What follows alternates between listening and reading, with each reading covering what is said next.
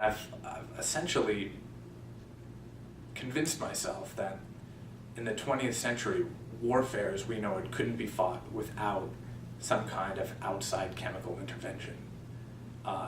In the I think it was the mid-1940s, 1942, an American named S.L.A. Marshall did a study, which he published later, called Men Under Fire, in which he found that the average soldier has about 30 days of combat effectiveness, and after that he becomes useless. That's true of 98%, I think, or something like that, of the soldiers that he interviewed.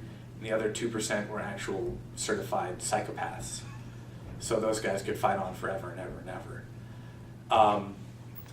And so what I've been interested in is how different armies and different nations have used different coping mechanisms to help maintain morale when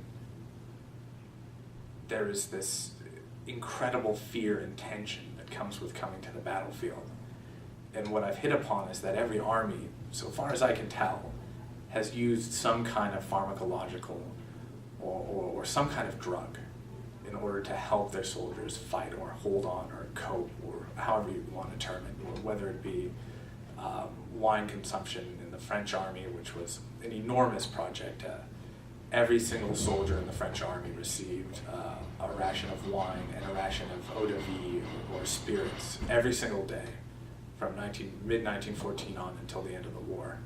And it comes out to be somewhere on the order of, I think, 4 billion liters of wine and 500 million liters of eau de vie were consumed. And this is just the official numbers. The actual numbers are probably quite a bit higher because soldiers were able to purchase wine and spirits at their discretion.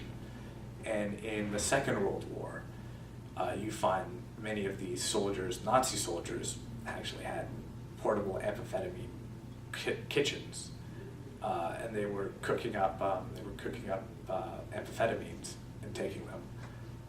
Many of the soldiers who were involved in the massacres in eastern Poland were extremely drunk, and they found that they could only really commit the atrocities that they were commanded to do so if in a state of inebriation. And there was this strange kind of discourse where their commanders were saying it's your patriotic duty to get drunk so that you can massacre these people. I know it's hard on you, it's hard psychologically on you, but use the alcohol and shoot the people, put them in the ditch. The same kind of thing, I think, happens in the American experience in Vietnam, which is well documented, the drug use and alcohol use among soldiers. And now in contemporary warfare, especially with the American army that's fighting abroad, there's a pharmacological cornucopia of drugs. Pilots take modafinil or Adderall before they go up and take wing. When they come down, they take temazepam or some kind of benzodiazepine to help them sleep.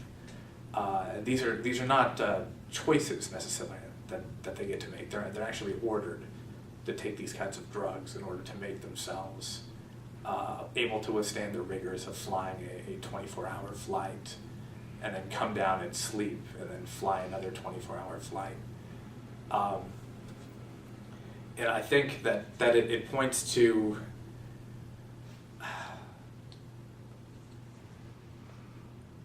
a kind of the technology of violence running ahead of what we can process, and that our minds just aren't evolved to withstand the kind of stress that modern war places upon warfighters.